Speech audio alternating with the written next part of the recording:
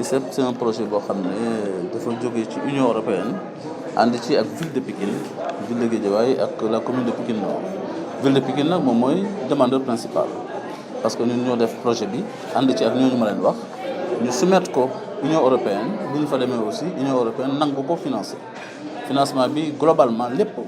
1 million d'euros la c'est-à-dire que 665 millions de francs CFA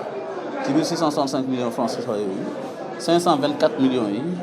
Union européenne moo ko financé ñun ci suñu budget ville de Pikine ñun ñooy jël en charge les 20%. Donc loolu moom mooy projet bi ñu war ci liggéey mu war a jëm ci effet des changements climatiques. ñu doon taxawal li ñuy wax comité local bi nga xam ne monsieur le maire Issakha Diop maire Pikine Est moom moo ko jiite moo ko samp pour accompagner population yi ànd ak ñoom ci sensibilisation ak formation pour ñu xam li nga xamante ne mu ngi ñëw ci ñun di ñëw ci jamono naka lañ ko war a mën a fàggoo. Donc loolu en fait li ñu koy may mooy d'abord ñu xam parce que loo xamul doo xam na ci war a mën a taxawee mais boo xasee ba xam dina la permettre lii moom puisque xam nga ko voilà di nga xool noo ci mën a adapté woo ba nga xamante ne bu ñëwee di nga ko mën a dëkku. Donc je pense que yooyu yëpp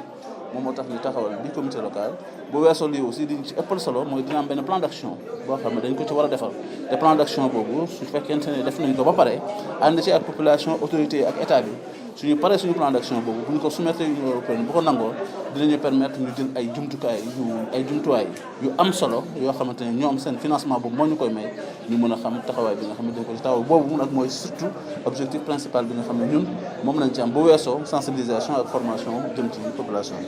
marqué nañu suñu engagement pour installer comité local bi te bi ngeen ñëwee gis ngeen ñëpp ñi nga xam ne ni ñoom ñooy acteurs communautaires yi muy imam yi muy bàjjenu gox yi muy délégué yi muy relais yi muy association de jeunes yi muy groupement de famille ñoom ñëpp kenn ku ci nekk fexe nga yónnee fa ay représentants donc mu nekk acteurs yi nga xam ne yëpp ñoo seq liggéey bi kenn ku ci nekk aussi nga jël conscience que da nga war a apporter sa contribution ci lii nga xamante ne tey amul liggéey bu ko ëpp solo donc ci loolu nag dina am réflexion yoo xam ne dañ ko ubbi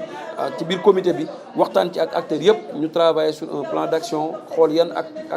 activité la ñu war a mën a teg pour déjà travailler dans la sensibilisation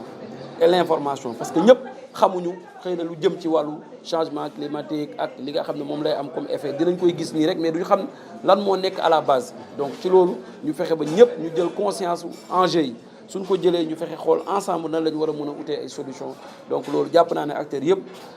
ñi fi wax tey jàpp naa ne am na lu bëri lu ñu xamul woon xam nañ ko mais buñ fi jógee dañ continuer liggéey bi ak ñoom donc ñoom ñëpp ku ci nekk xel du doy nga joxe sa xel jox sa xalaat ñu dajale ko fexe ba mu mun joxe jural ay résultats